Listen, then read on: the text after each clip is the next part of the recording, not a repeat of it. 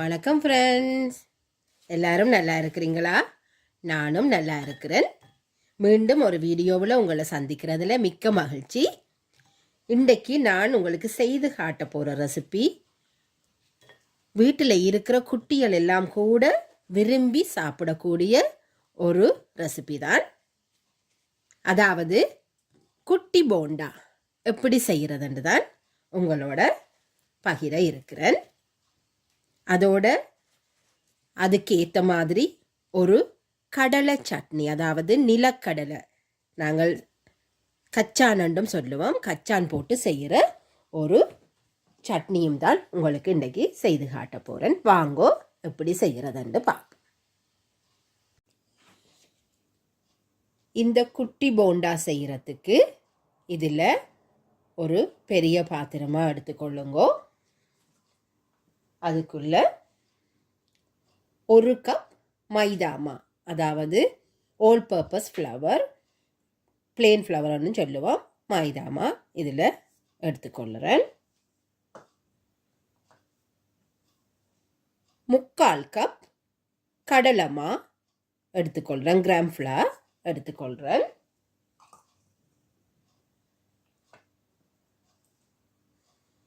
1/2 cup வெள்ளை அரிசிமா எடுத்திருக்கிறேன். நீங்கள் வறுத்ததும் எடுக்கலாம், வறுக்காததும் எடுக்கலாம். இது நான் கடையில் வேண்டின வறுத்த அரிசிமா தான், வெள்ளை எடுத்திருக்கிறேன். அது 1/2 கப். அதோட நீங்கள் பெரிய ஒனியனாக இருந்தால் பெரிய வெங்காயத்தில் பாதி வெங்காயம் எடுத்து இப்படி சின்னதாக அரிந்து அதையும் எடுத்திருக்கிறேன்.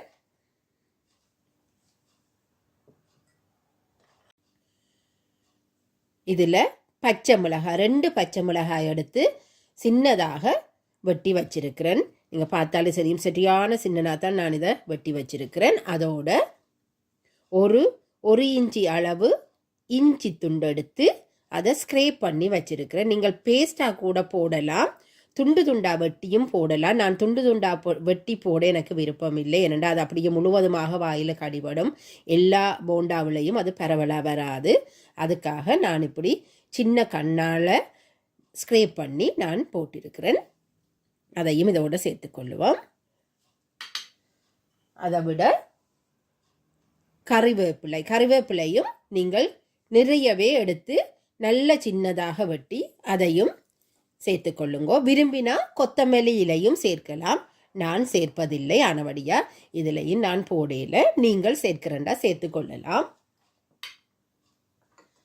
அதை விட 2 டேபிள் ஸ்பூன் தயிர் எடுத்து இதோட அதையும் சேர்த்து கொள்கிறேன்.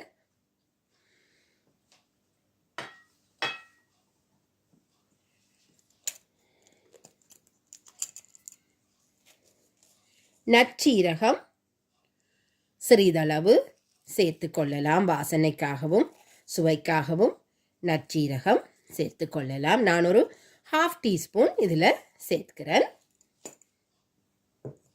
அதோடு சேர்த்து தேவையான அளவு உப்பு.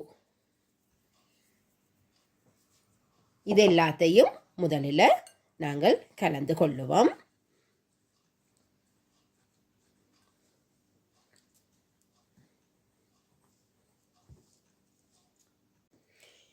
இதோட சேர்த்து ஒரு 1/2 டீஸ்பூன் பேக்கிங் பவுடர் இதோட சேர்த்து கொள்ளுறேன்.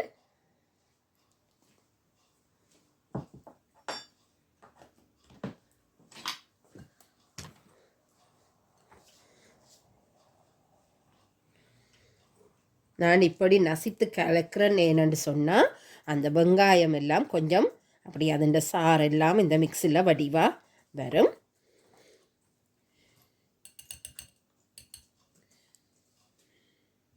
இப்போ தேவையான அளவு தண்ணி இதோடு சேர்த்து நான் இதால் அப்படி கொஞ்சம் கொஞ்சமாக தண்ணியை விட்டு நான் மிக்ஸ் பண்ணி எடுக்க போகிறேன். எங்களுக்கு தேவையான பதம் வரும் வரையும் கொஞ்சமாக தண்ணி இதில் சேர்க்கிறேன்.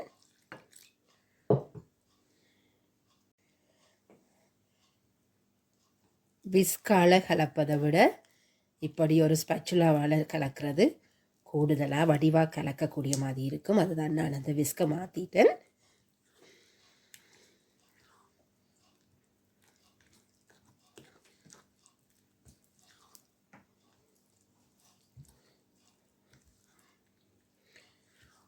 பாருங்க, இதில் நான் 1 கப் அளவு தண்ணி தான் விட்டுருக்கிறேன். நாங்கள் தயிரும் சேர்த்ததால் ஆல்ரெடியே அது கொஞ்சம் தண்ணித்தன்மை இருந்தது. நான் இதில் 1 கப் தண்ணி தான் சேர்த்திருப்பேன். எங்களுக்கு இந்த அளவு இந்த பதம் வந்து எங்களுக்கு போதும்.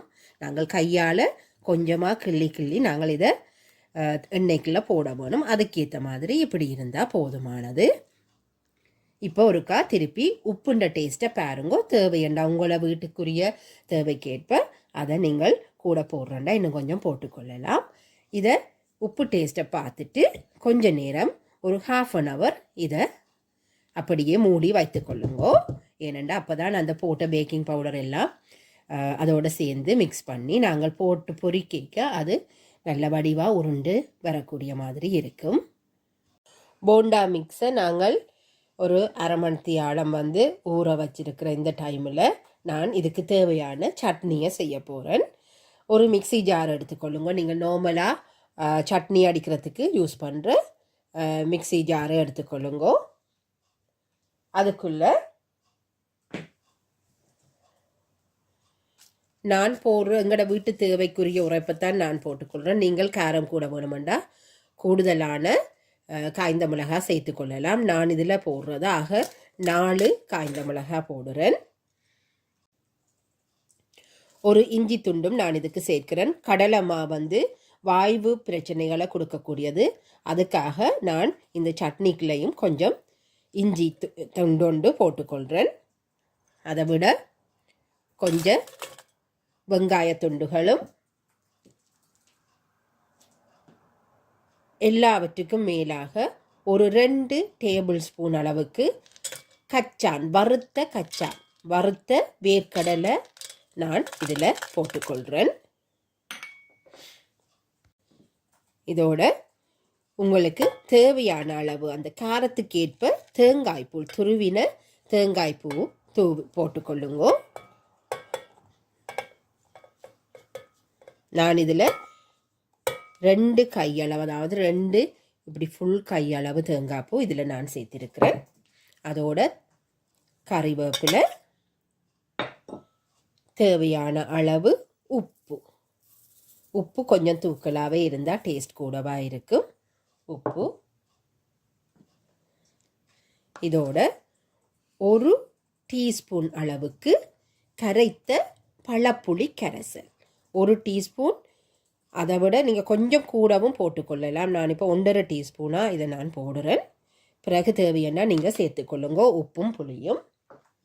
அதோட இப்போ நான் இதை தண்ணி விட்டு நாங்கள் சாதாரணமாக சட்னி அடிக்கிற மாதிரி தான் அடிக்க போகிறேன். இப்போ இதில் தேவையான அளவு எண்ணெய் விட்டு நான் கொஞ்சமான மிக்ஸ் செய்தபடியாக நான் இதில் ஒரு சின்ன பாத்திரத்தில் தான் தேவையான அளவு எண்ணெய் விட்டு இதை கொதிக்க விட்டிருக்கிறேன். இப்போ இந்த போண்டா போட முதல் உங்களோட அந்த கையை கொஞ்சம் தண்ணீர் இல்லை நார்மலாக ஒரு கொஞ்சம் தண்ணி எடுத்து வச்சு அதில் இந்த விரலை கொஞ்சம் ஈரமாக்கி கொண்டு சின்ன சின்ன போண்டாவாக நீங்கள் இதுக்குள்ளே போட்டு எடுத்துக்கொள்ளலாம்.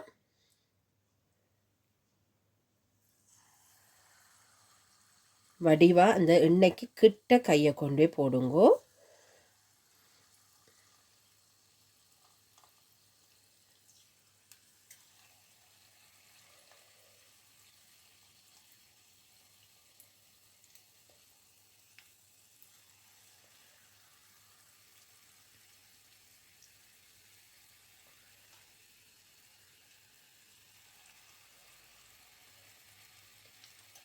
மாவை எடுக்கும்போது ஒரே அளவான மாவாக எடுத்து போட்டிங்களா போண்டாவும் ஒரே அளவான குட்டி குட்டி போண்டாவாக வரும்.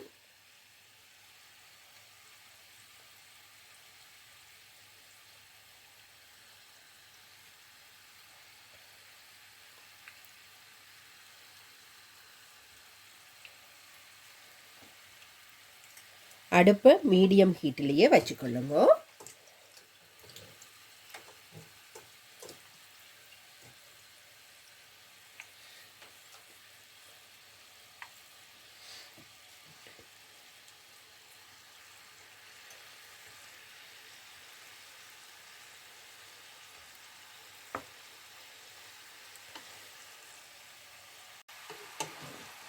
இடையில் நீங்கள் கரண்டியால் இதை கொஞ்சம் இப்படியே கிளறி அதை கொஞ்சம் திருப்பி விடுங்க. அப்போ எல்லா பக்கமும் ஒரே கலரில் உங்களுக்கு வரும்.